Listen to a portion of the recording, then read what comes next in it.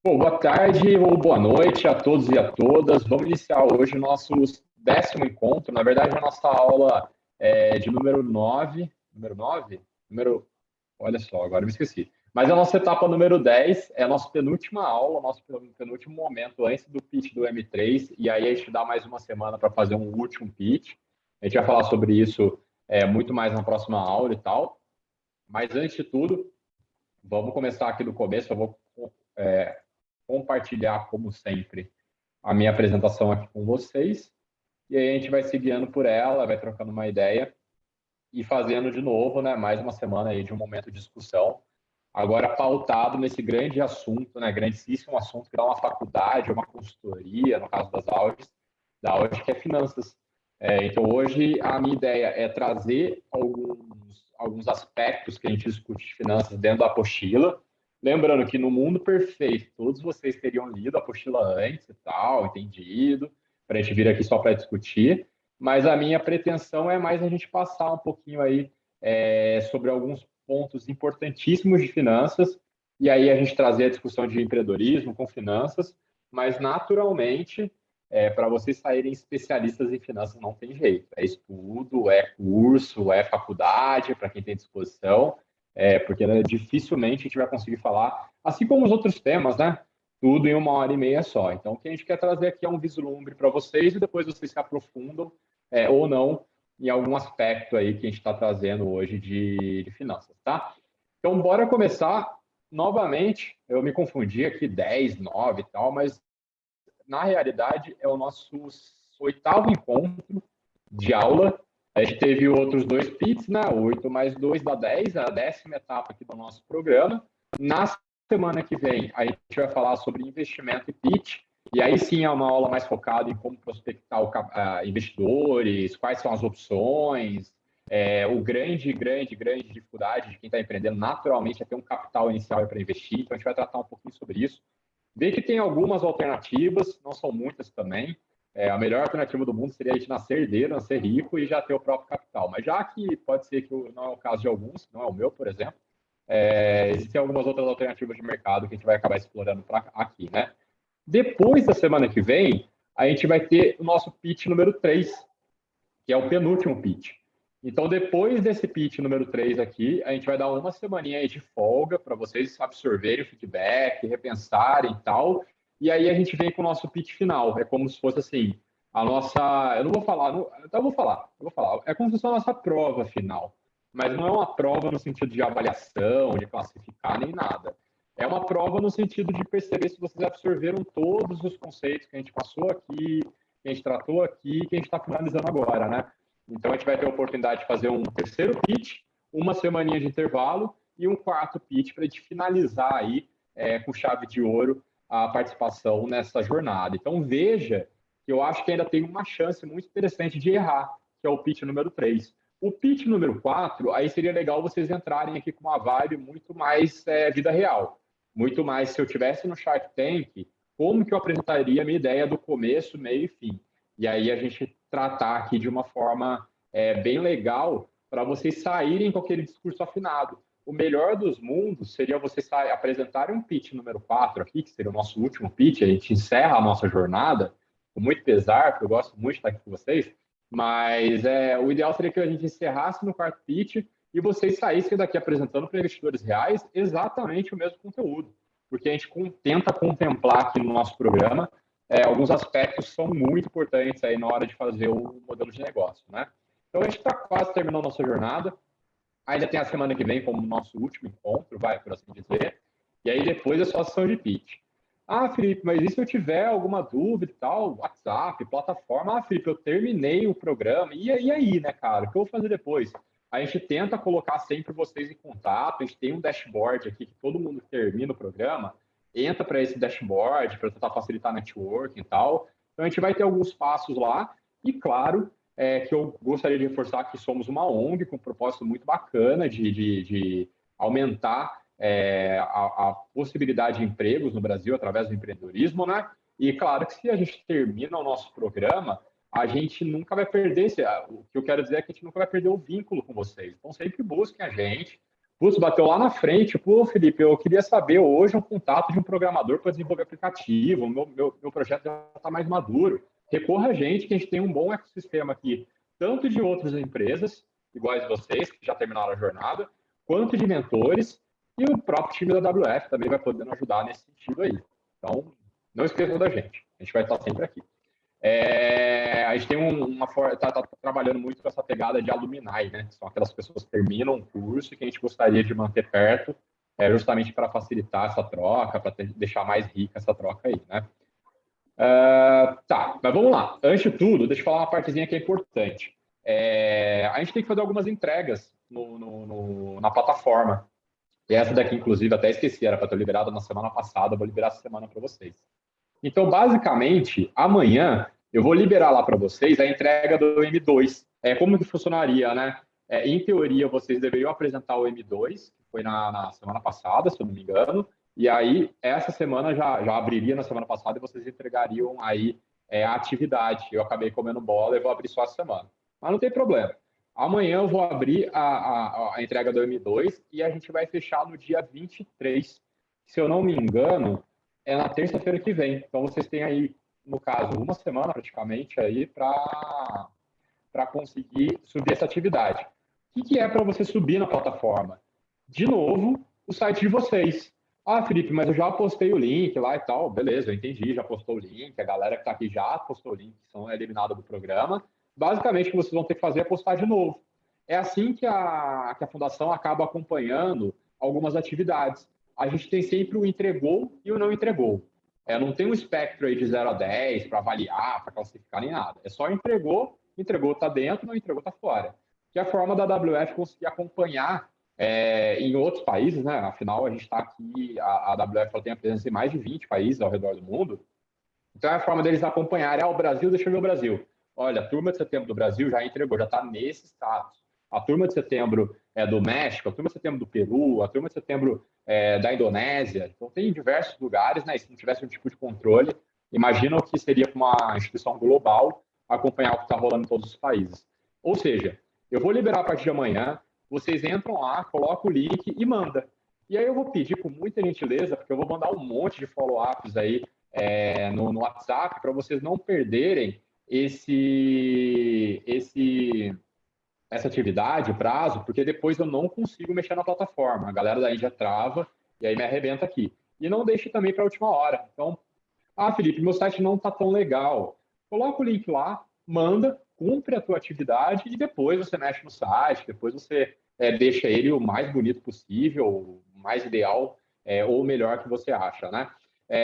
Então, assim, resumindo aqui, amanhã eu vou abrir o M2, vai ser postar o site, é essa a entrega do M2. Postem o link lá, não percam isso, por favor, senão, infelizmente, eu vou ser obrigado a eliminar o grupo. E eu não quero, de maneira nenhuma, esse tipo de coisa. Felipe, o que tem que ter no Google Sites? O Google Sites a gente está usando hoje como um repositório de conteúdo, um repositório de conhecimento. Então, vocês têm que colocar ali, basicamente, o que vocês apresentaram no pitch, que, em teoria, é basicamente o que a gente está trazendo nas aulas. Então, a proposta do Google Sites é que a gente vá fazendo aí um repositório de conhecimento para vocês. Felipe, eu já tenho o site e não tem essas informações no meu site lá. Mas eu imagino que vai ter alguma informação muito parecida. Possivelmente, o site de uma empresa hoje vai ter uma missão, visão, que seria mais ou menos a nossa proposta de valor, vai ter ali falando do produto, que seria mais ou menos o nosso MVP. Então, se vocês estão fazendo um site que não é no Google Site, não tem problema, só posto o site de vocês ali. Fechou? Então, a partir de amanhã, eu vou abrir a atividade de vocês postarem o Google Sites. Vocês vão ter que só colocar o link e enviar. Não percam, por favor, essa data, é importantíssimo para a manutenção do programa.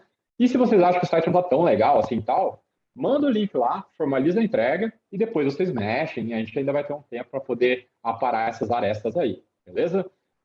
Mas, grosso modo, é mais ou menos o que vocês fizeram na entrega do M1. Vocês foram lá, postaram o site, é isso aí, bola para frente. Vai ser exatamente o mesmo processo, exatamente na mesma plataforma, na mesma opção ali e tal, só que vai ser o Marco 2. Então, quanto a isso, acho que vocês não vão ter dificuldade, mas se tiver, fale comigo aí, que a gente vai tratando de uma forma particular. Com relação à entrega do M2, que a gente vai abrir amanhã, tem alguma dúvida? Tranquilo? Se tiver, depois a gente fala aí, não tem problema nenhum. Abriu o chat aqui, legal, Eugênio. a iniciativa do dashboard a gente começou com a turma passada, e a ideia é que a gente vá acumulando ali pessoas e crie efetivamente um ecossistema aí dos nossos aluminais, né, nossos ex-alunos, e que acabaram virando negócios, e também dos nossos mentores. E o objetivo ali é muito simples, pessoal, é network. Então, por exemplo, se eu tenho ali uma pimenta, e tem o caso do venezuelano, refugiado, que faz o programa com a gente, só que é um outro programa, para quem já tem empresa, e ele faz pimenta. Ele trouxe da Venezuela algumas pimentas e tal, algumas ideias de pimenta, e faz um molho de pimenta muito legal. Chama Duca, inclusive.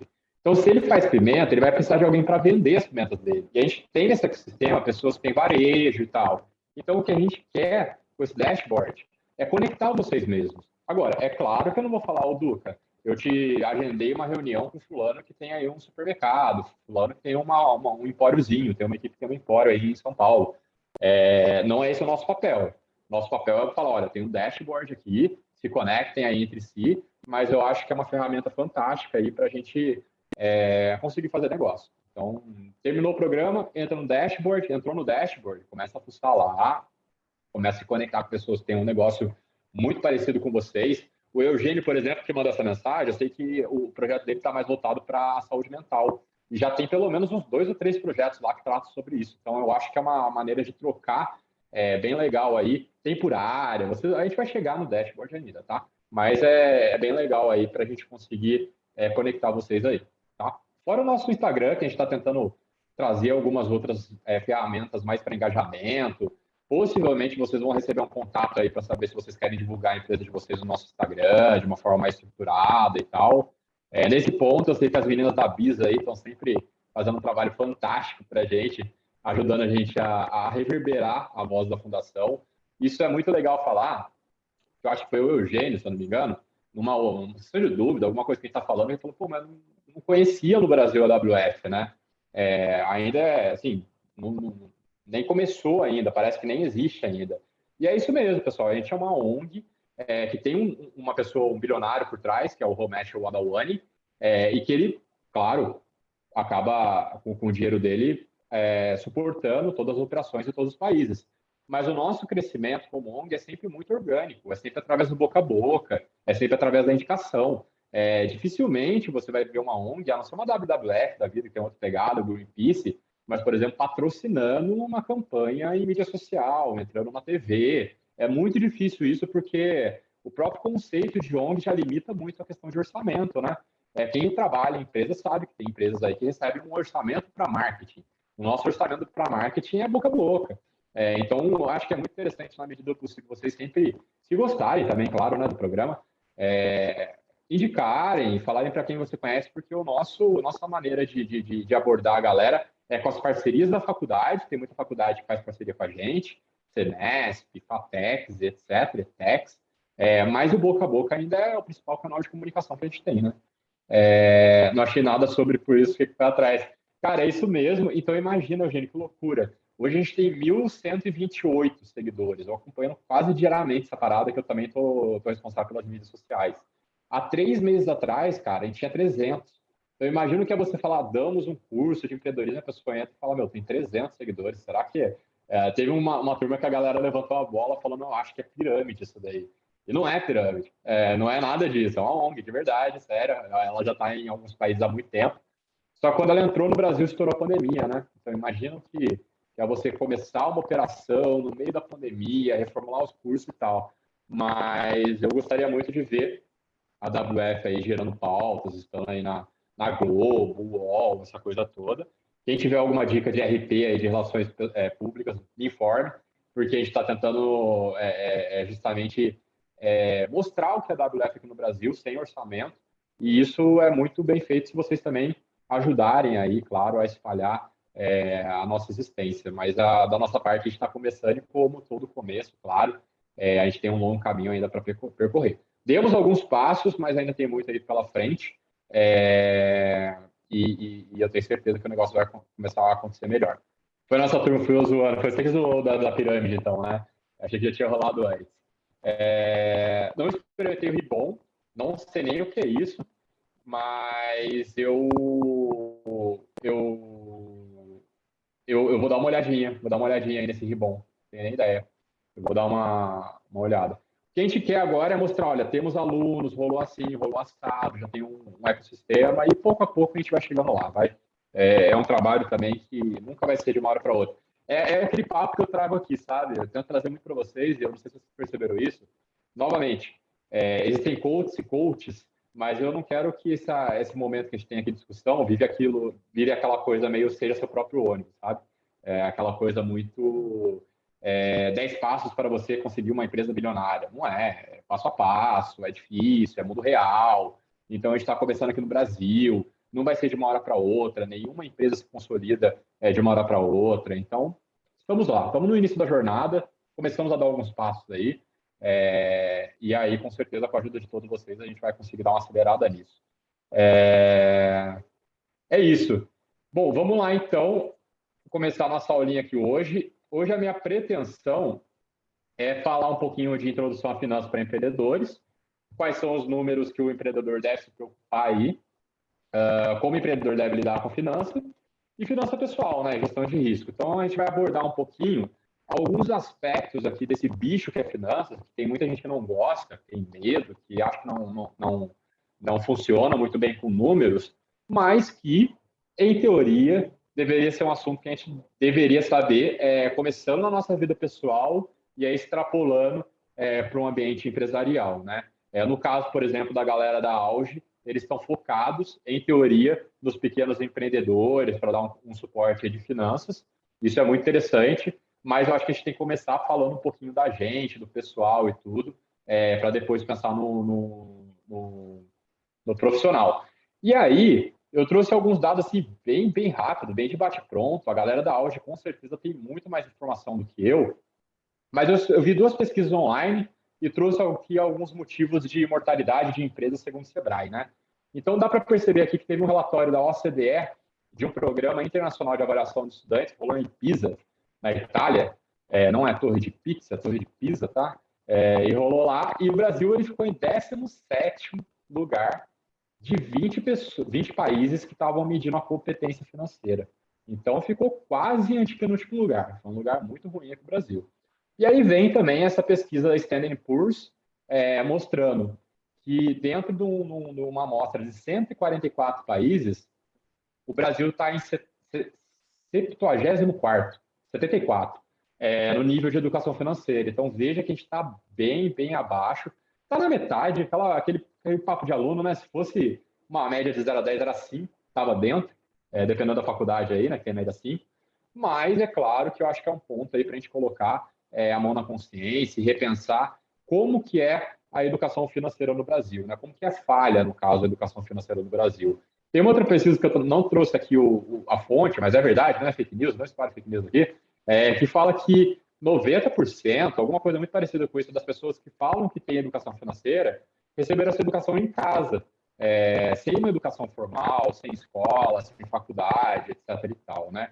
Ou seja, quando a gente fala de educação financeira no Brasil, seja do ponto de vista pessoal, seja do ponto de vista profissional, a aprendizagem ainda é muito amadora, ainda é muito com base naquelas dicas que o pai e a mãe vão dar dentro de casa, de educação financeira, de como é que é lidar com conta e tal. E, infelizmente, culturalmente, a gente tem uma necessidade muito grande de acesso ao crédito, né? Então, aqui no Brasil é super comum parcelar em várias vezes. Se vocês tiverem oportunidade de alguns países para a Europa, vocês vão ver que não tem muito essa pegada. Parcelamento não existe aquela coisa Casa Bahia, 10 vezes no carnê. Muito pelo contrário. A Alemanha, se vocês forem visitar, vocês vão perceber que muitos estabelecimentos não usam nem cartão de crédito, é dinheiro vivo ou é débito. Então é uma coisa muito louca, assim, que a gente sai aqui do Brasil com essa síndrome de vira-lata, né? De que, nossa, porque lá e tal, e você chega nos países com um funcionamento bancário, sistema bancário muito amador ainda, muito começando, mas, para o bem ou para o mal, a nossa cultura ainda é muito dependente de financiamento de crediários, né? É só perceber mais ou menos como que a galera geralmente compra carro, né? A galera geralmente compra carro, primeiro pegando a grana do banco, né, para depois pagar aquela grana para o banco, né? Então,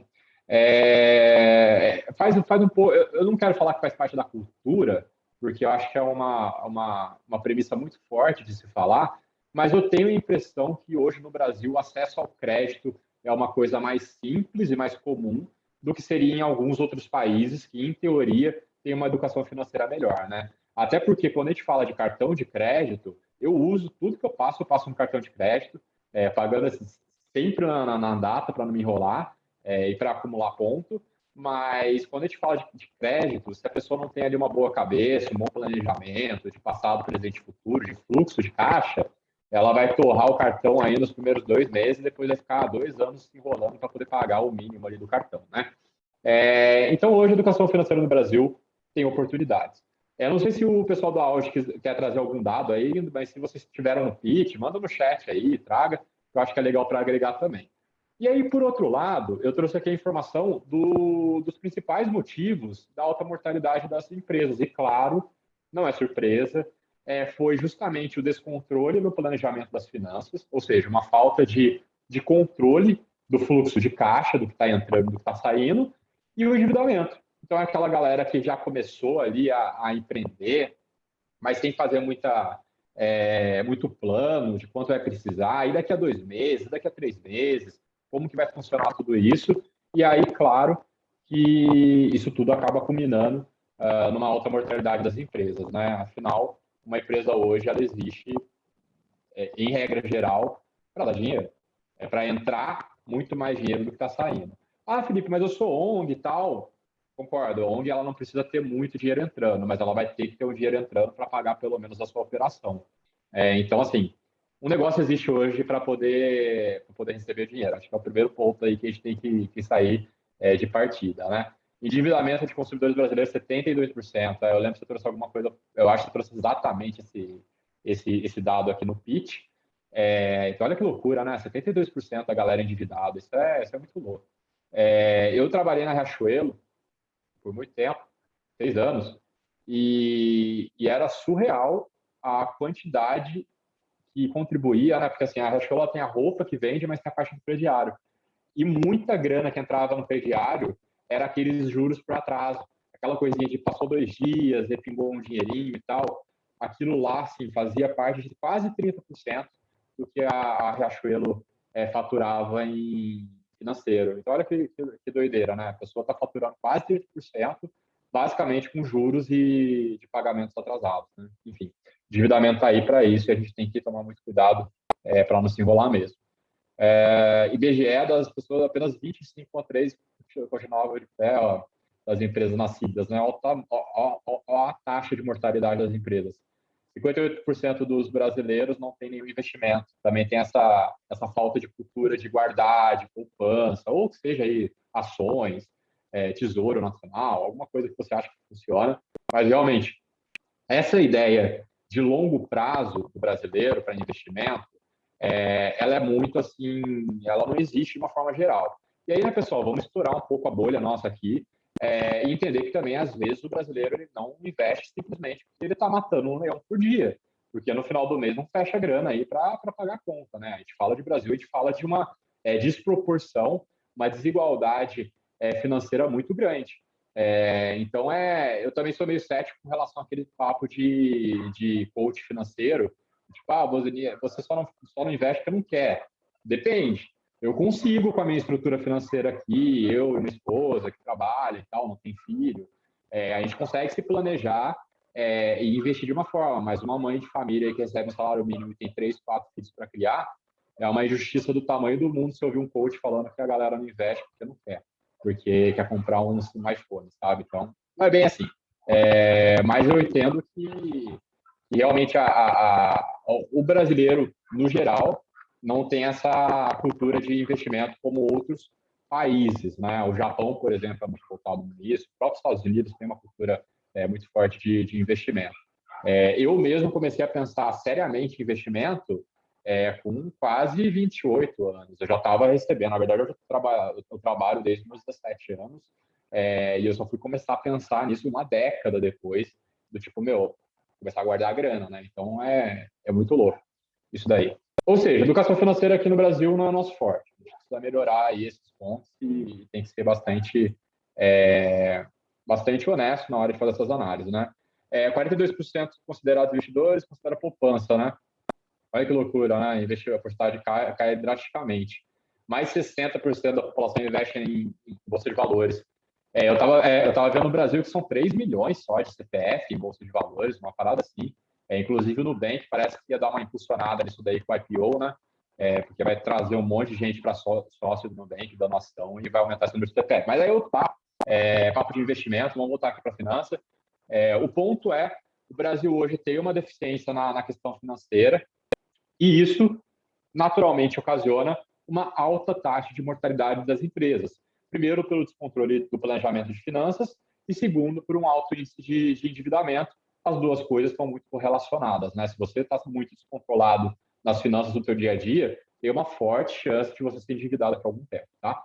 E aí, eu queria perguntar para vocês agora, já que a gente está falando de finanças e tal, eu queria entender quanto que vocês precisam para tirar a ideia de vocês do papel? Quanto que vocês acham hoje que vocês precisariam para começar o negócio de vocês? Vamos lá. Quem quiser mandar pelo Mentimeter, manda. Quem quiser mandar no chat, manda. Quem quiser abrir o microfone, manda. A gente é uma democracia aqui dentro.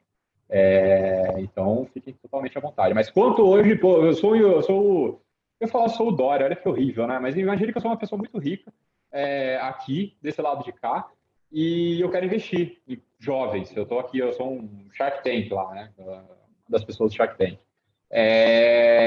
Quanto que vocês precisam hoje para eu falar, toma aqui esse capital, vamos tirar essa ideia do papel? Se vocês não sabem, mano, eu não sei. Sejam honestos comigo, vai. Eu sou sempre honesto com vocês. Zero? Caraca! Atualmente, porque a BIS quer crescer, para a gente tirar nossa CNPJ, para a gente ter as coisinhas muito certas, para a gente dar as premiações que a gente visa ter, a gente está querendo um capital de 30 mil. 30 mil, legal. Temos um número aí da BIS. O nosso... Meu Deus, gente. Capital de giro ficaria em torno de 2 mil a 5 mil reais. Legal, legal. Capital de giro a gente vai falar lá na frente, mas assim, é basicamente um capital que você deixa no seu caixa para girar. Então, você sempre vai ter ali de 2 a 5 mil, no caso da BIS, e sempre precisa estar no caixa para qualquer eventualidade ela conseguir girar esse capital rápido, né? É como se fosse uma reserva, né, financeira aí uma poupança, uma poupança que você deixa ali para conseguir pagar algumas despesas. Reestruturamos a ideia, não calculamos a estrutura do custo ainda. Vamos lá, vou pegar as respostas aqui. Tem uma pessoa que falou 0, o que é ótimo, então quer dizer que essa pessoa já pode dar agora a ideia do papel e executar. Então, perfeito, já eliminou um grande problema, que é o capital. Outra trouxe de 50 a 100 mil. Veja que de 50 a 100 mil a gente tem um desvio padrão muito grande. A gente está crescendo quase 100% aí, né? Então, o ideal é que a gente consiga realmente falar, não, eu preciso... A ideia, né, que vocês falem, eu preciso de R$ 73.000,52. Não, mas é que vocês tragam uma estimativa um pouco mais fechada. Estamos calculando ainda, super natural, a gente está aqui Nossa, tem uma galera na sala lá de waiting room, e eu não aceitei aqui, foi a Viviane. Foi mal, Viviane, não vi você no waiting room lá, mas agora você está aqui com a gente. Estamos calculando ainda, normal. O que eu queria lançar com essa pergunta não era já saber uma resposta certa, tá? Mas é que a gente já começa aí a pensar. E reestruturamos a ideia e não calculamos a estrutura de custo ainda. Normal também, a gente está aqui numa jornada que a gente não fechou tudo. Mas o mais interessante, que a gente vai falar um pouquinho aqui agora, é a gente já saber de antemão quais são os custos, né, iniciais que a gente vai ter com aquela ideia. E aí, com base nisso, a gente começar a fazer o nosso planejamento. É aquela ideia que se a gente não planeja, a gente pode ser que dê um tiro assim, um R de uma forma pouco calculada, né? E a gente está aqui para errar, e errando que a gente aprende, mas só lembrando que quando a gente fala de empresa, os riscos, né? Os erros têm que ser erros mensuráveis, erros assumidos, mas de uma forma racional. A ideia não é que você vire e fale, preciso de 400 mil, imagina que eu jogo 400 mil na sua mão. E aí você faz a conta e você precisa de 200. Cara, você já queimou 200 mil aí, que de repente tem uns juros envolvidos e tal, que vai dificultar muito lá na frente para vocês. Mas legal, então a gente tem pessoas em diversos níveis aí de maturidade. O ponto principal é vocês já começarem a pensar isso daqui, porque quando a gente vem com um pitch real, A ideia é que a pessoa vire e fala, não, legal, você tem um negócio, quanto você precisa aí? E aí a gente tem aquela coisa tipo, nossa, eu não sei quanto precisa, não demonstra uma segurança, claro, para o investidor. Logo de cara, a pessoa vai pensar duas vezes se vai investir em você ou não, né? Então, vamos sempre já começar a pensar nesse ponto aqui. Mas bora lá, falar algumas dicas básicas para a gente tentar nos posicionar aqui no assunto de finanças. Primeira dica, quem falha em planejar, planeja falhar. Então, é aquela dica, uma baita frase aí de Instagram, é uma frase coach bacana essa daqui. Quem falha em planejar, planeja falhar. Mas o que quer dizer isso, Felipe? É que se você não planejou, tem uma alta chance daquilo não dar certo. Coincidência, sorte, existe bastante aí para algumas pessoas afortunadas. Mas no mundo real, a ideia, né, o dia a dia nosso, ele deve ser muito mais pautado no planejamento do que naquela história de, vamos ver o que acontece aí, e aí a gente vai vendo o que vai rolar, né? Tem uma grande chance isso daí não dar legal, né? Então, se você não está planejando, se você não está estruturando, não está colocando a ponta do lápis, pode ter certeza aí que tem uma grande chance disso não dar certo. É natural, tá, pessoal? Quando a gente fala disso, eu acho que é meio que para a vida inteira, sabe? Não é só do ponto de vista de empreendedorismo. Se a gente não está planejando, se a gente não está estruturando, não está entendendo aquilo, quando a gente for executar, a gente vai executar de uma forma não planejada, uma forma falha no planejamento, e aí a gente está planejando falhar, né? Erros fazem parte, mas devem ser calculados. Então, é aquela questão do risco calculado, né? Todo mundo vai errar. Às vezes você vai fazer um planejamento financeiro, você vai ver que no primeiro mês descolou total. Eu achei que ia faturar R$ 2.000 e eu faturei R$ 1.000. Eu achei que ia faturar R$ 2.000 e eu faturei R$ 4.000. Faz parte desse primeiro processo de aprendizagem, até você entrar aí numa curva de aprendizagem, entender como está sendo aquele teu fluxo, né? Mas pense que todos esses erros que acontecerem, eles devem ser calculados. Então, por exemplo, se você planejou que ia ser 2.000 e deu 1.000, tenta analisar o porquê que você não atingiu esses 2.000. Tenta analisar quais foram os motivos que não levaram você a tirar aquele plano do papel de maneira correta, de maneira real, né? Entenda também o quanto você está disposto a perder.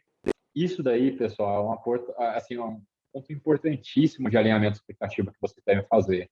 Imagine que a Auge Consultoria abriu ali o CNPJ, como eles estão fazendo e tal, conseguiram o primeiro cliente, estão muito empolgados, conseguiram o segundo cliente, legal. Quando chegou o primeiro mês, ele foi ver o balanço, deu um déficit ali de R$ 10.000. Isso é bom ou ruim? Não sei. Aí o grupo tem que saber até onde está disposto a perder e até onde é hora de jogar a toalha. Eu acho que isso é muito importante para não bater o desespero. Às vezes bate o desespero e fala, puta, perdi R$ 10.000, e meu Deus, o que eu vou fazer e tal. Mas pode ser que o fluxo de caixa do primeiro, segundo mês, você ainda está pagando, você ainda está retornando o investimento de algumas coisas que você comprou antes da tua empresa começar.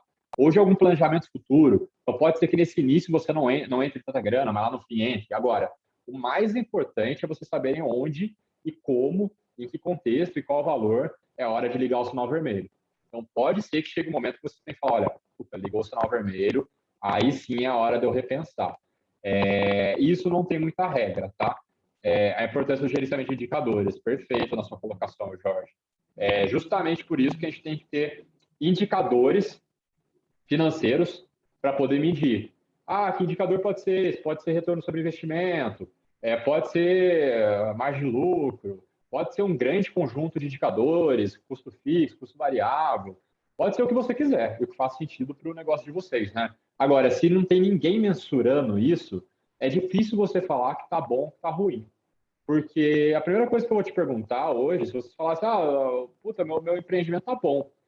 Tá, mas quanto você está ganhando na última linha, né? Quanto você está ganhando de lucro, no fim das contas? Felipe, a nossa receita é de 5 milhões.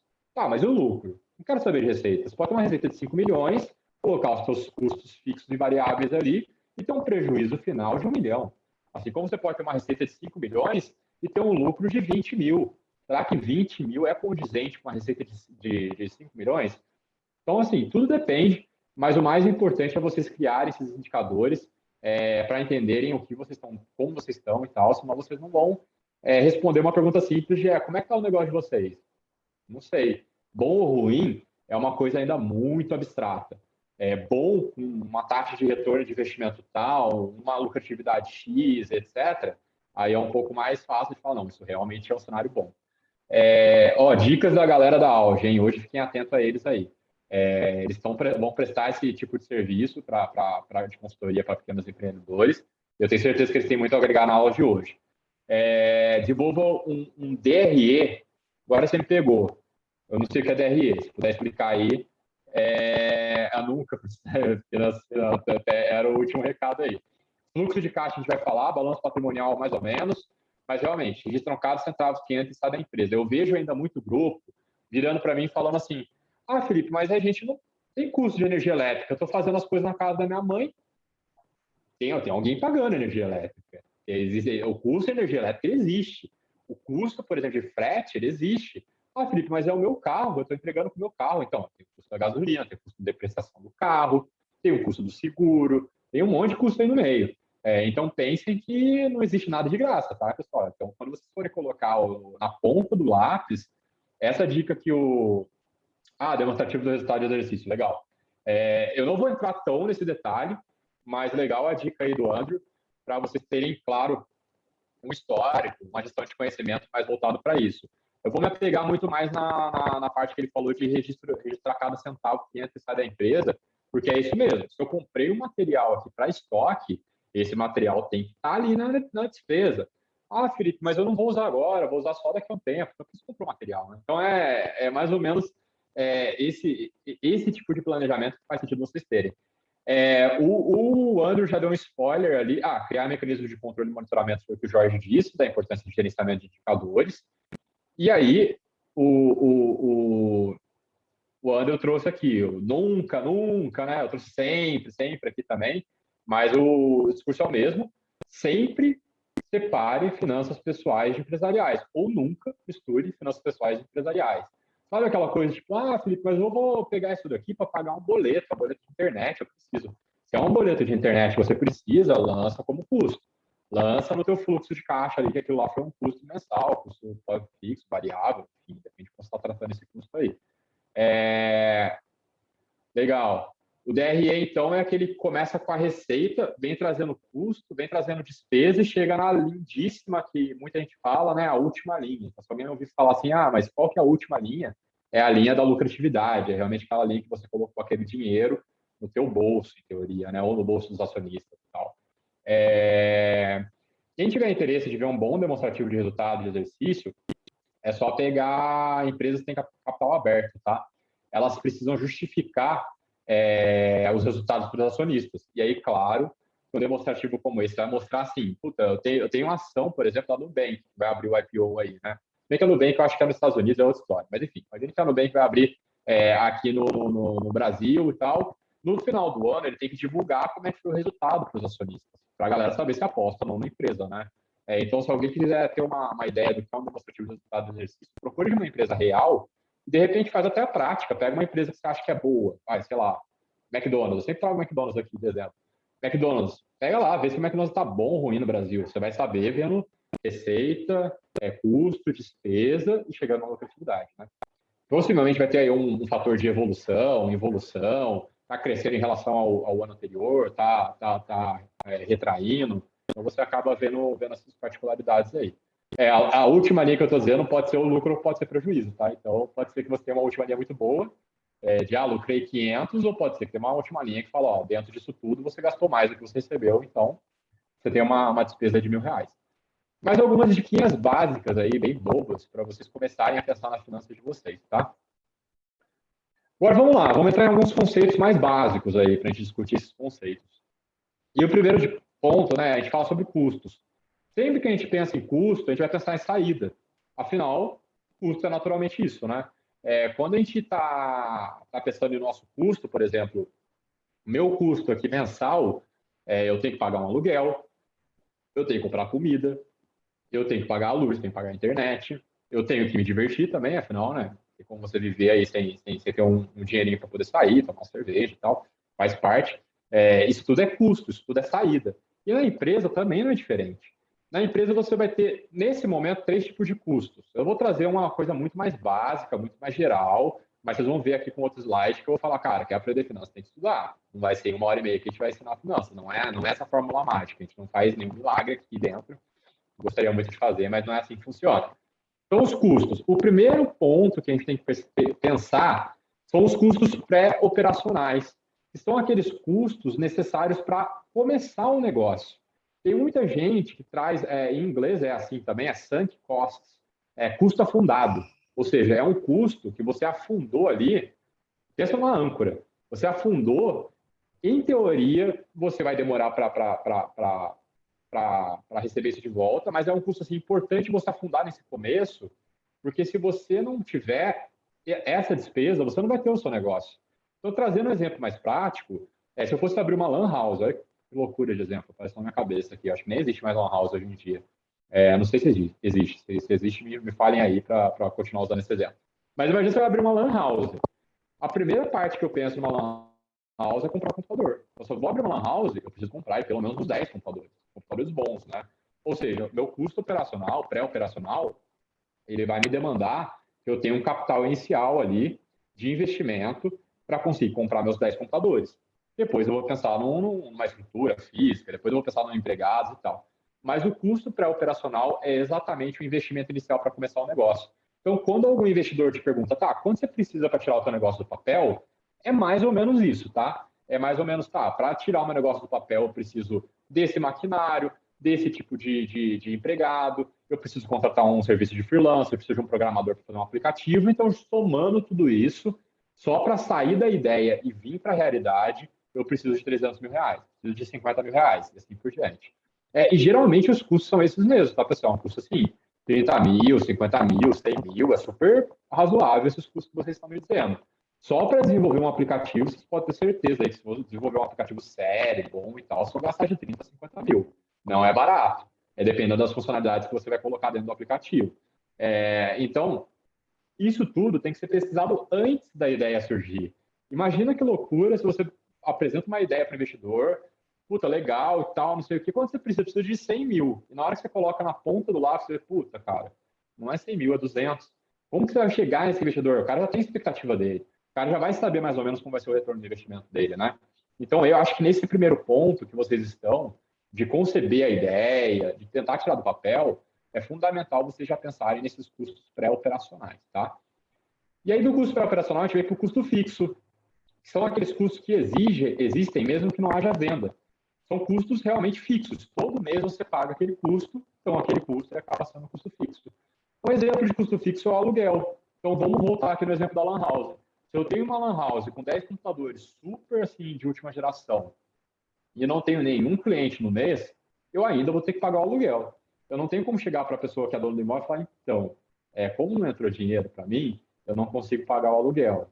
Simplesmente você vai ser despejado aí, processado, qualquer coisa nesse sentido, xingado possivelmente. Ou não, né? Porque é uma situação tão bizarra que talvez a pessoa fique até sem reação do que fazer. Mas você vai ser xingado mentalmente. Então, o custo fixo é exatamente esse custo que você tem todo mês e que é obrigatório, né? Por assim dizer, obrigatório, no sentido de que de um mês para o outro, aquele custo sempre vai existir. Custo variável está mais relacionado à oferta do produto. Então, eu trouxe aqui o estoque, por exemplo.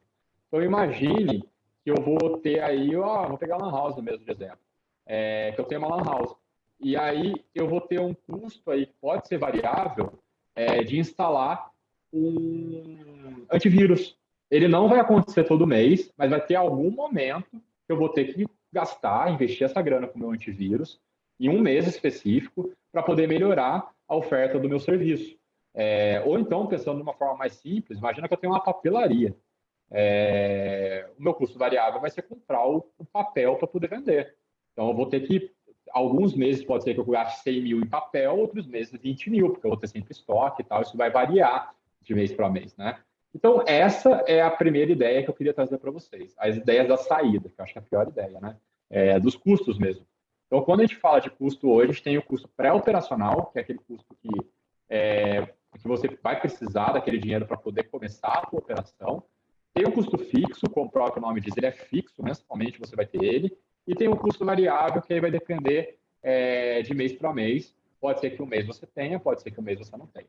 E aí eu queria jogar a bola para vocês agora, para tomar uma água, até, né? Porque, 40 minutos aqui falando, tomar uma aguinha. Vocês já calcularam o custo de vocês? Tem alguém que já calculou aí esses custos?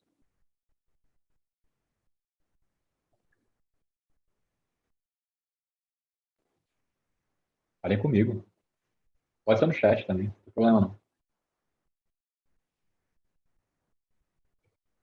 Já calcularam? Não calculou, Fá? E a BIS foi aquele que eu tinha dito antes no começo. Custo inicial de 30 mil e para Legal. capital entre 2 e 5.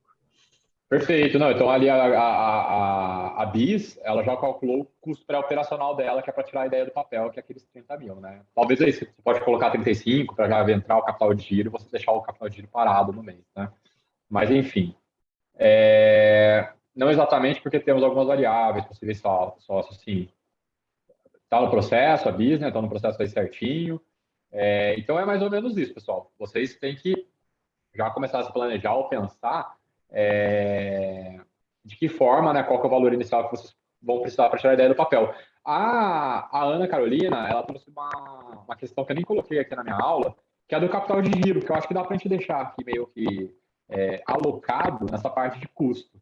Então, pense em capital de giro exatamente como um capital que está ali no teu caixa, na tua conta bancária da tua empresa, para você girar. Por qualquer eventualidade, tá, pessoal? Capital de giro não é para a gente comprar um produto sabendo que vai acontecer no mês que vem, é para a gente ter ali um fôlego para, se caso der um prejuízo, você ter de onde arrancar, para, se caso surgir uma eventualidade, do dia para a noite, você ter que comprar um material, você ter de onde tirar e não precisar fazer um investimento.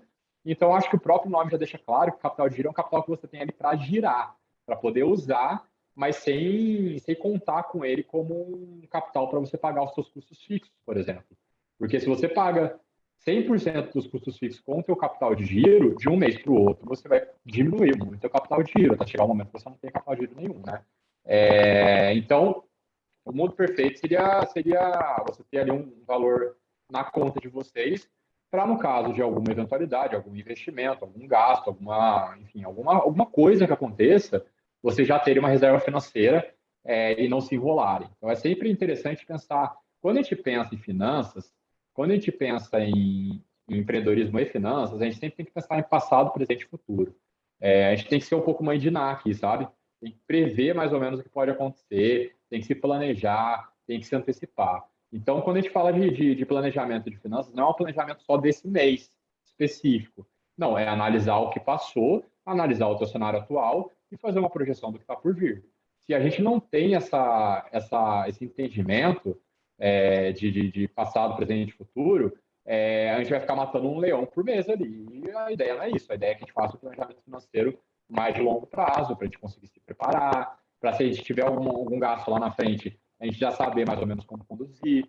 Por exemplo, quando a gente fala de PJ, tem algumas taxas que são pagas anualmente. Naquele mês que vai entrar aquela taxa do PJ, você vai ter que entender que daí você vai ter uma despesa maior. E aí, qual que vai ser a tua estratégia para não ter um prejuízo naquele mês? Então, é legal sempre pensar em passado, presente e futuro. Passado como um objeto de análise para ver o que você fez, o que está dando errado. Presente para você ver a tua fotografia atual e futuro para você se planejar aí e não ser pego com despreparado para alguma eventualidade, né? Então, essas daqui as ideias dos custos, tá? Pré-operacionais, fixos e variáveis. E aí, claro, que a gente vem para a parte importante, magnífica do negócio. Até fiquei pensando se eu colocava o Pernalonga aqui ou não, se vocês não entenderem a referência, mas eu tô partindo do pressuposto que a galera assistiu Pernalonga aqui, tá? Eu fui procurar, eu ia colocar um Harry Potter aqui, mas também não sei se a galera ia entender. Então, se não assistiu Pernalonga, assistam, que é um desenho muito interessante aí do Looney Tunes. Boa noite, Jorge. E aí eu trouxe aqui para vocês. Capital de giro, legal. Antes de tudo, de falar de entrada, o André trouxe aqui um conceito bacana do capital de giro. É apenas para girar, como o nome diz, ou seja, é o capital que terá para cumprir os compromissos até que entre o pagamento dos clientes, vendas a prazo. Em outras palavras, é para cobrir o gap entre pagamentos e recebimento. Perfeito, perfeita a definição. Ainda bem que eu tenho vocês aqui na aula de hoje. Mas é exatamente isso, como o próprio nome já diz, é um capital que você tem ali para girar.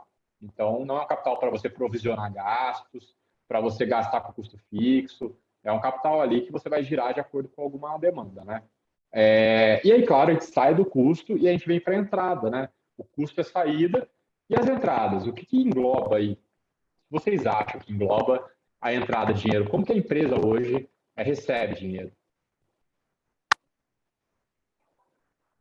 O que vocês acham?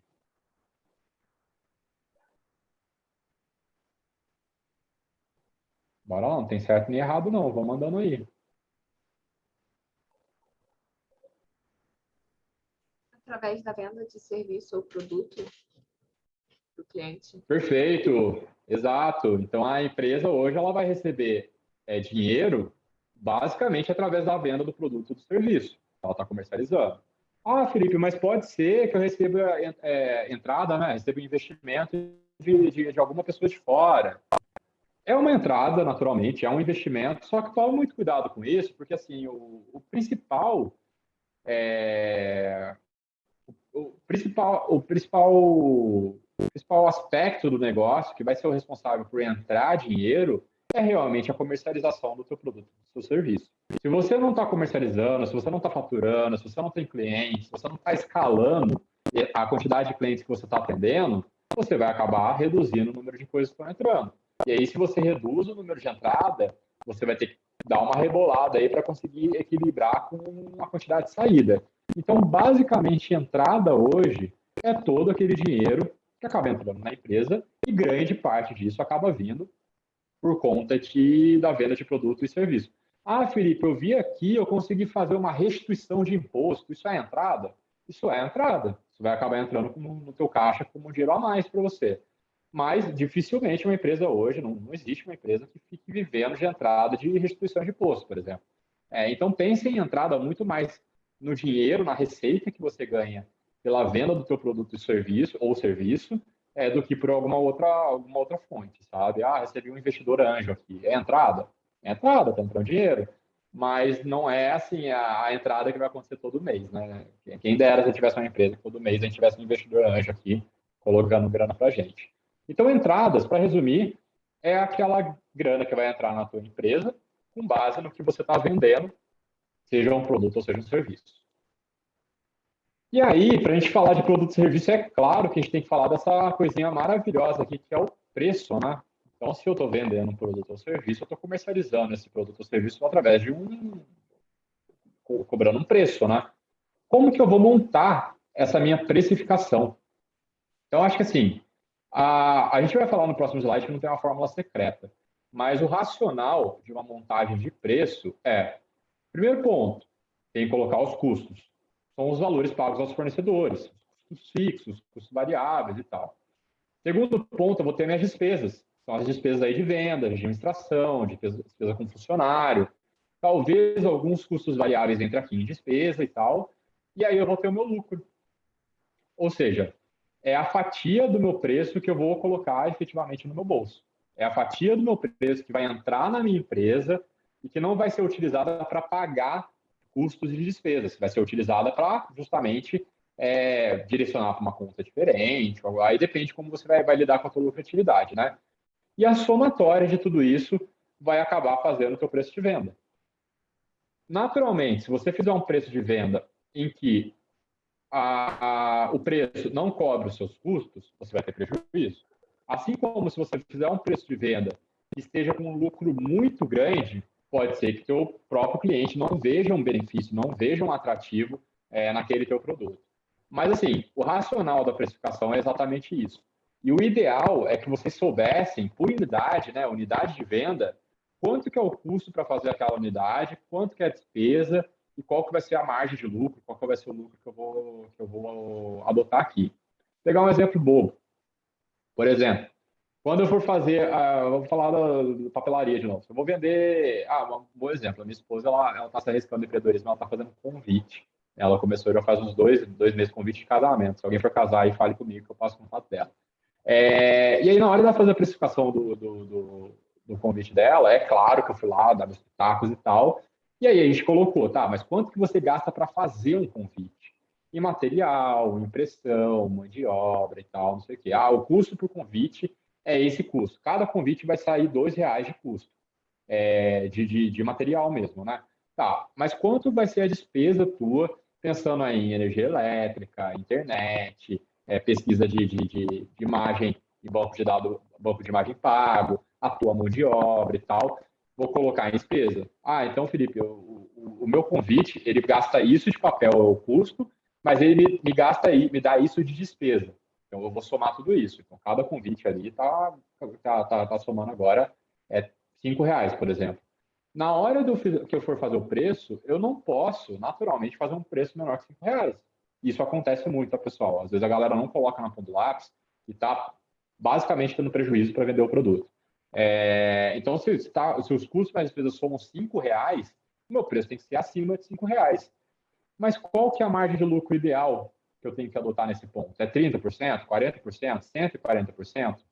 Aí que está o grande X da questão, porque nesse ponto não existe fórmula mágica. Não existe uma forma de você falar que a minha margem de lucro, quando eu falo de margem de lucro, pense assim, meu produto custa R$ 100, R$ 100, 100%. Minha margem de lucro é R$ 30, vai ser 30% de margem de lucro. Então, sempre pense em margem de lucro como um percentual do preço que você coloca no bolso como lucro mesmo, né? Que você não está pagando despesa. Então, na hora que você for calcular tudo isso, infelizmente não existe fórmula mágica. Então, no caso da minha esposa, a gente está até tentando fazer algumas tentativas aí para ver se é 40%, é 50%, dá para puxar mais, dá para puxar menos. Isso é muito assim experimentação, mas o mais importante é a gente ter alguns pontos de partida. O primeiro ponto de partida é a concorrência. Então, veja como está o seu preço em relação à concorrência. Veja qual é o preço que eles estão adotando para aquele serviço. O segundo ponto de partida é o público-alvo. O teu público-alvo vai pagar mais por isso? Você vai pagar mais, dá para você jogar o preço para cima.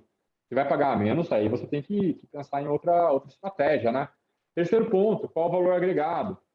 De que forma que eu estou agregando valor quando eu falo agregar valor, o que eu estou fazendo que é diferente dos concorrentes. Se eu estou fazendo alguma coisa diferente dos concorrentes, quer dizer que eu poderia cobrar mais, em teoria, do que os concorrentes. Então, tem várias perguntinhas aí que a gente precisa se fazer para poder chegar nesse meio termo. Agora, Ô, a Felipe, grande questão... Oi, claro, vai lá. Desculpa. Não, agregar valor é tipo você colocar gourmet na frente de qualquer coisa de comer. Agregou Exato. valor, né? Agregou valor é exatamente isso. Eu tô fazendo um arrozão aqui, eu tô chamando de risoto, né? Então mas é claro que aí você tem que entregar o valor para o cliente, você não pode ter aquela frustração, né? Aquele desalinhamento de expectativa. Mas hoje, quando eu entro numa sorveteria que ela se coloca como é que chama aquela lá? Tipo, abate de latte. Caraca, gelato. Quando eu entro numa sorveteria que está escrito assim, gelato, não está escrito sorveteria, eu já sei que é uns 30% a mais aí do que uma sorveteria padrão. Então, agregar valor é isso. Imagina uma sorveteriazinha de interior, sabe? Aquela sorveteria que você vai lá, pega ali, eu quero, faz o self-service ali de sorvete, coloca suas coberturas e tal. Aquela sorveteria vai ter um preço. Se você entra numa sorveteria que faz gelato italiano, que tem um conceito e tal, tem uma coisa por trás, ali vai ser outro preço. Então, esse papo de valor agregado é mais isso, né? Eu estou agregando valor a mais que as concorrências, então pode ser que eu possa cobrar um preço a mais. Deixa eu só ver aqui a dúvida do Eugênio, antes de fazer algumas considerações. Tinha um amigo do trabalho que fazia bolos para vender, vendia muito, fazia muito dinheiro, mas não tinha parado para ver despesas. Sentando, ele ganhava R$ 1 por bolo feito à mão, que loucura. Mas Eugênio, isso acontece muito, cara. Isso acontece muito. Porque a galera só olha a receita, só olha o valor final. Mas quanto disso daí que está entrando é realmente o lucro seu? Mais ou menos aí guardando todas as devidas proporções, é o que a galera fala do Uber, né? Tem um ponto do Uber que você está basicamente trabalhando para poder pagar a despesa. Mas tem um ponto também do Uber que você consegue colocar dinheiro no bolso. Então, se a pessoa não começa a fazer Uber e coloca na ponta do lápis a gasolina, o seguro, as revisões que vai ter que fazer no carro por causa disso, o tempo e tal, pode ser que no final do dia ela veja e fala, puta, eu trabalhei para ficar no 0 a 0. E aí até onde faz sentido continuar nisso, né? Claro que se a pessoa não tem opção, é outro papo, mas pegando o exemplo do Eugênio aqui, se você não sempre não coloca na ponta do lápis, você pode ter uma surpresa muito, muito ruim no final de tudo. Ou seja, o que eu quero dizer com tudo isso é que não tem uma fórmula mágica. A única fórmula que vocês têm que pensar é que o teu preço nunca pode ser inferior ao teu custo e à tua despesa. Senão você vai estar literalmente pagando para poder vender o teu produto. Se ficou no 0 a 0, se ganhou R$ 1, aí é você que decide se você está disposto a seguir com aquilo. Mas, quando a gente pensa em lucro, quanto que eu vou colocar ali que eu estou ganhando por unidade, aí não tem fórmula mágica. Aí, realmente, é o empreendedor que vai testar, de repente, pegar e testar com um consumidor com preço, outro consumidor com outro. É entender também que, às vezes, você colocar um preço muito alto para atender um público mais médio, vai assustar a galera. Então, isso tudo tem que estar muito orquestrado. Se eu vou colocar um preço maior, eu tenho que ter em mente que eu vou atender um público que já tem um poder aquisitivo maior. Se eu vou falar que o meu preço é o menor de todos, a gente tem que ter em mente que a gente vai ter que conversar com um público-alvo que tem um poder aquisitivo menor. Eu acho que eu já dei esse exemplo, que é bem bobinho, mas é só a gente pensar no caso de uma bolsa. A gente pode comprar uma Louis Vuitton ou a gente pode comprar uma bolsa da Riachuelo. Ambas bolsas vão cumprir o mesmo papel. Só que na Louis Vuitton, ela vai ter ali uma precificação diferente, uma margem de lucro diferente, uma qualidade diferente. E na Riachuelo ela não vai ter algumas coisas que a Louis Vuitton teria, né? Ou seja, pense também no público-alvo. Às vezes eu vejo isso acontecer, tá? Eu quero me colocar como uma empresa que vai atender o público high. Vou atender o público AAA. E aí eu vou olhar o preço da pessoa, a pessoa está adotando um preço menor que um concorrente que atende a classe média. Você acha que o pessoal do público A vai olhar um serviço que é mais barato do que o serviço de povão e vai achar que ali tem um valor agregado? Dificilmente, porque pode ser que ele esteja consumindo por um status, pode ser que esteja consumindo por um outro motivo. Então, isso tudo tem que estar muito, muito, muito assim. Veja que quando a gente fala de negócio, de empreendedorismo no geral, está tudo muito bem amarrado. Quando eu for pensar na minha margem de lucro, eu vou ter que já saber qual que é o meu público-alvo, que foi o que eu tive que delimitar lá atrás, na hora que fui entender da solução, que é o que vai me ajudar a fazer o plano de marketing. Então, assim, pensem em tudo isso e aí, naturalmente, vá fazendo os testes. Felipe, eu estou cobrando um pouco mais caro agora, estou cobrando um pouco mais barato, e aí vocês vão fazendo os ajustes aí, que são super naturais de fazer quando você entra quando uma empresa começa, né, a se posicionar aí no mercado, né? Não sei se vocês lembram, porque há um tempo bem distante, a galera mais jovem talvez possa, a galera mais da minha idade talvez possa lembrar, mas quando a Hershey's entrou no Brasil, ela entrou com uma pegada muito premium, assim, ela tentou se diferenciar de uma Lacta, de uma Garoto, com um chocolate um pouco melhor. Tanto é que eu, assim, quando eu entrei no Brasil, era aquela que nossa, comprei um Hershey's, olha que legal, comprei o Kisses do Hershey's, olha que legal, era caro. E aí, aos poucos, talvez eles foram se adaptando, entendendo melhor o mercado, e hoje, quando você vai no supermercado, uma barra de Hershey's dificilmente é mais cara que uma barra de Lacta de Garoto. Ironicamente, tem sido a mais barata que eu tenho achado, que quando eu preciso consumir aí, eu acabo comprando Hershey. Então, veja que ela entrou com preço, ela foi se remodelando, foi entendendo e tal, e agora se posicionou de uma outra forma. Então, vocês também podem ter esse processo. Puta, Felipe, eu vou tentar mirar o público A, mas eu vi que eu acertei o público B, cara. Não tem problema, faz parte, vamos readaptar alguns pontos aí para poder facilitar o teu processo aqui, né? Então, com relação... Outro exemplo que esse daí eu posso falar com bastante propriedade, trabalhei lá, é a Forever 21. A Forever 21, quando entrou no Brasil, para quem não sabe, Forever 21, vai, 21 nada, Forever 21. Quando entrou no Brasil, para quem não sabe, lá fora, ela é muito, muito, muito barata.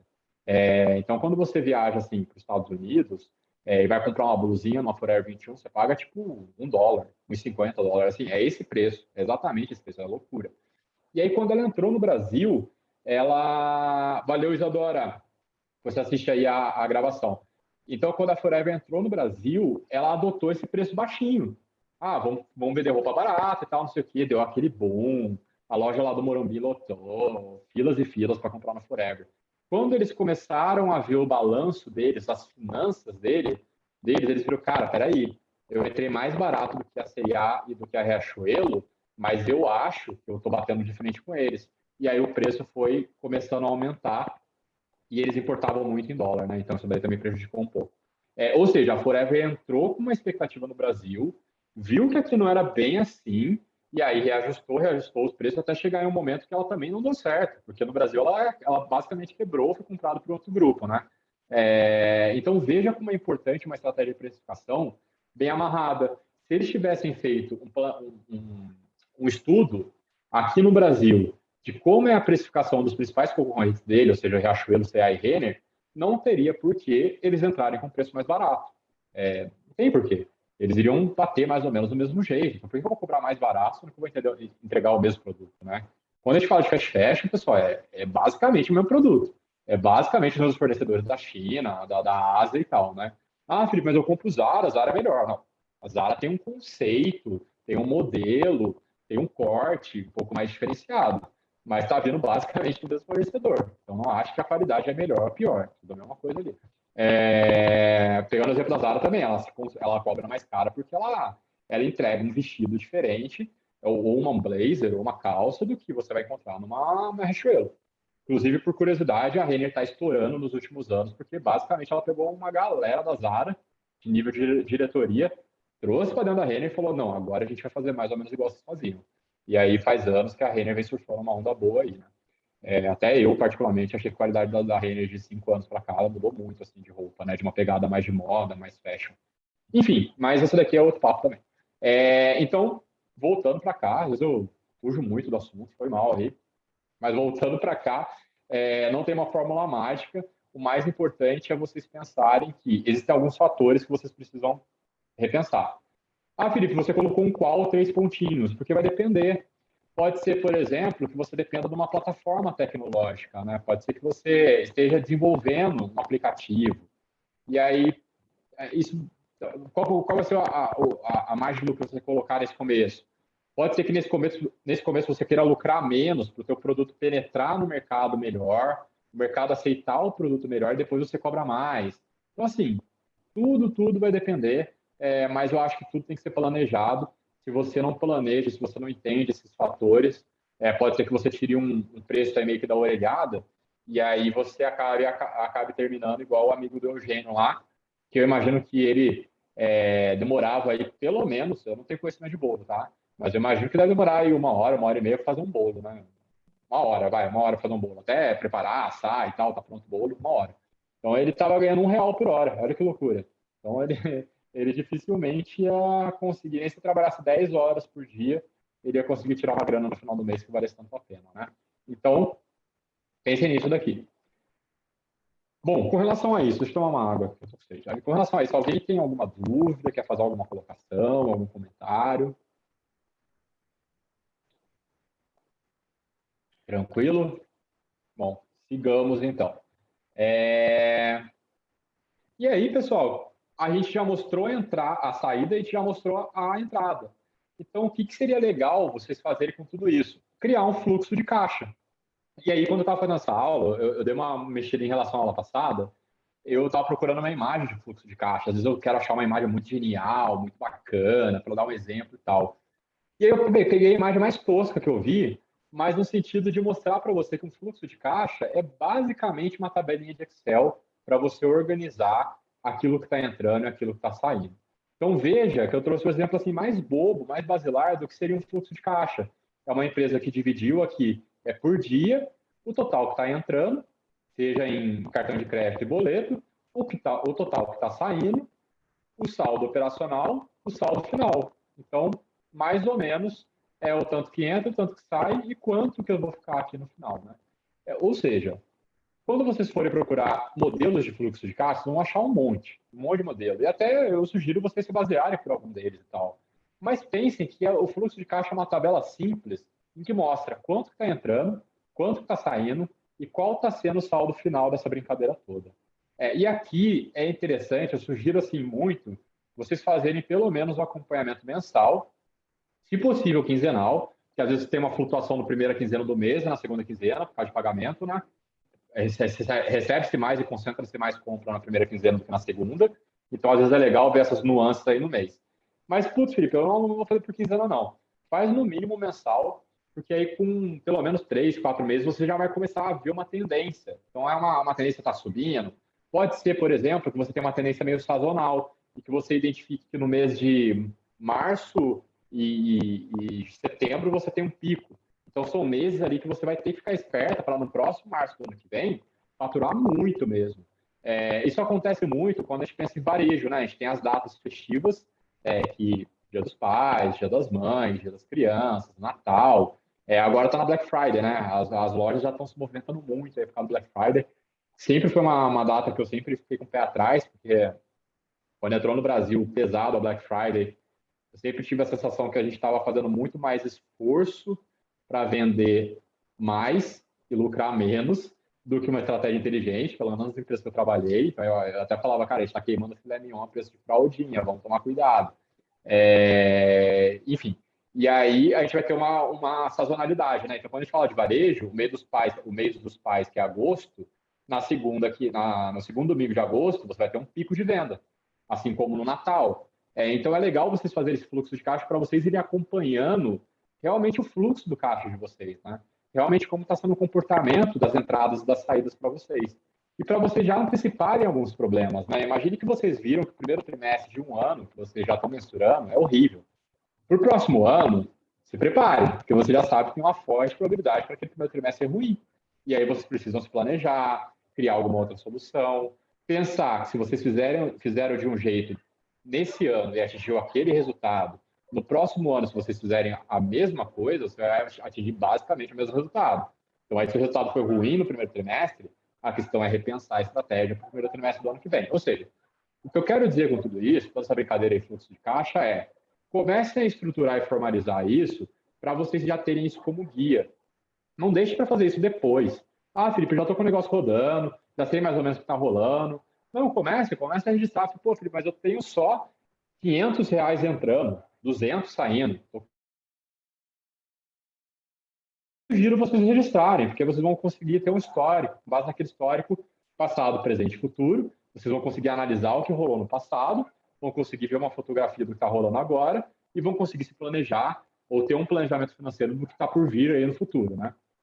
Então, essa é a ideia do fluxo de caixa. O Andrew, ele trouxe ali uma outra ferramenta que é o demonstrativo de resultados. Também é legal, o DRE ali que ele trouxe e tal.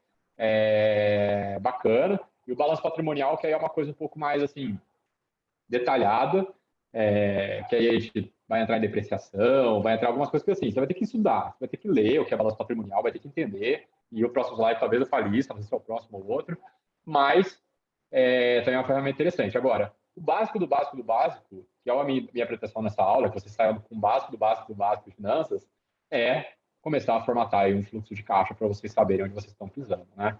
Lembrando que o principal motivo da mortalidade das empresas é esse descontrole financeiro. Então, se vocês não estão fazendo esse acompanhamento, tá aí talvez o motivo do porquê demorou tanto o amigo do Eugênio entender que ele ganhava R$ 1 só por bolo. Então, talvez se ele soubesse disso, ele não teria mudado a precificação dele antes, não teria já feito uma outra estratégia, teria vendido mais caro, não sei, tem várias estratégias aí. Teria feito um bolo com ingredientes mais baratos, com um público menor, mais low, mais baixo. Então, enfim. Quando eu falo baixo, tá, pessoal, eu entendo que a gente está pensando em classe aqui, né? A classe alta, a classe média e a classe baixa. Não é porque a pessoa é baixa ou enfim. É mais para situar ela numa linha de classe social. E aí, lembrando que a gente tem empresas que atendem todos os públicos, né? Quando a gente fala de uma empresa que vende o salgadinho tipo fofura, o salgadinho de torcida lá, ele já está no público ali mais baixo. Eu adoro fofura. Mas quer dizer que eles estão atingindo um público mais baixo, a comunicação visual deles é voltada. O Dolinho é ótimo, né? Dolinho é um amiguinho lá e tal. É um público mais baixo, um público mais low. O Dolinho eu não entendi muito bem qual é a pegada, que eles continuaram na zoeira aí de uma propaganda ruim, mas eu acho que eles viram que deu certo e aí estão surfando essa onda, né? Mas pensem que se a gente não está mensurando, não está acompanhando esse resultado, é difícil a gente falar que a empresa está indo bem ou está indo mal. Então, o fluxo de caixa, assim, é fundamental para vocês saberem onde vocês estão pisando, né?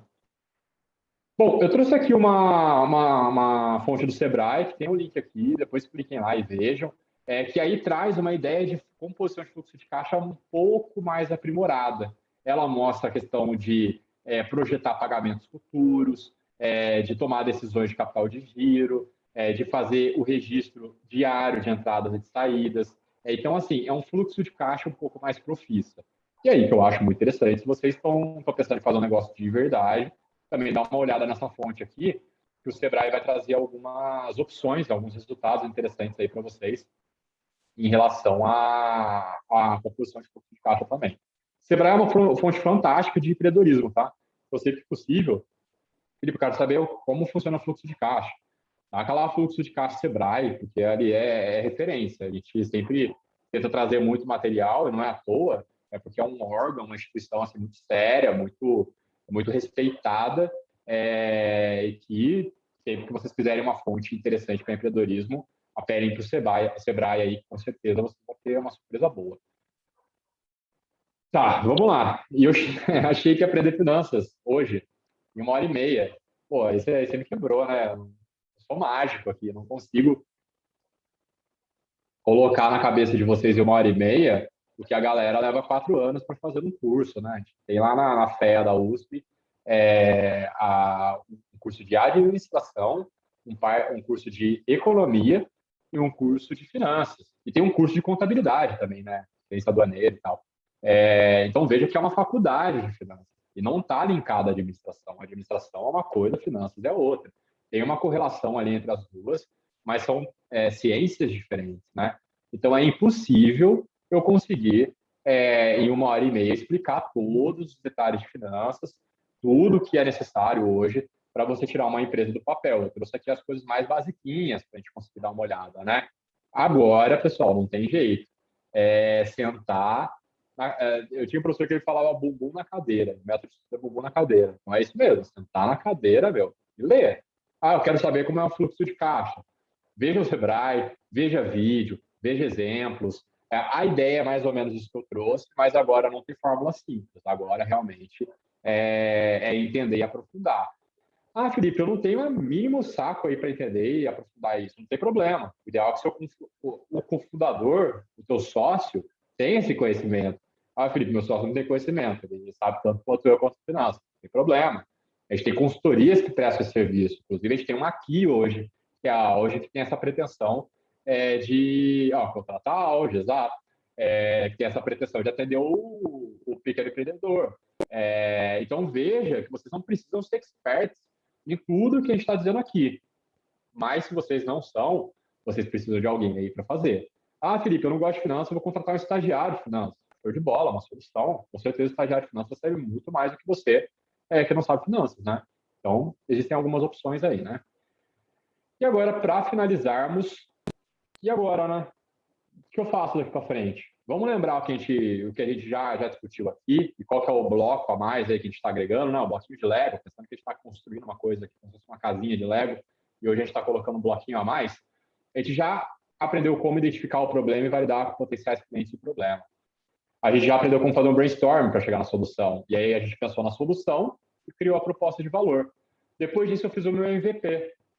Realizei a minha análise de concorrência um pouco mais aprofundado para entender meus diferenciais, as minhas vantagens competitivas. Criei o meu modelo de negócios, pode ser através do Business Model Canvas ou qualquer outra ferramenta, ou sem ferramenta nenhuma. Criei o meu plano de marketing, também pode ser com relação aos templates que a gente disponibilizou na última aula, ou sem template nenhum.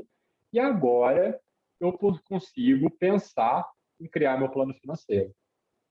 Então, veja que ao longo do programa a gente já abordou todas essas etapas aqui, sempre com a proposta de abordar de uma forma muito básica, muito mais voltada para a discussão nesse momento. A apostila aprofunda um pouco mais, mas aí, pessoal, os grandes responsáveis pelo conhecimento de vocês são vocês mesmos.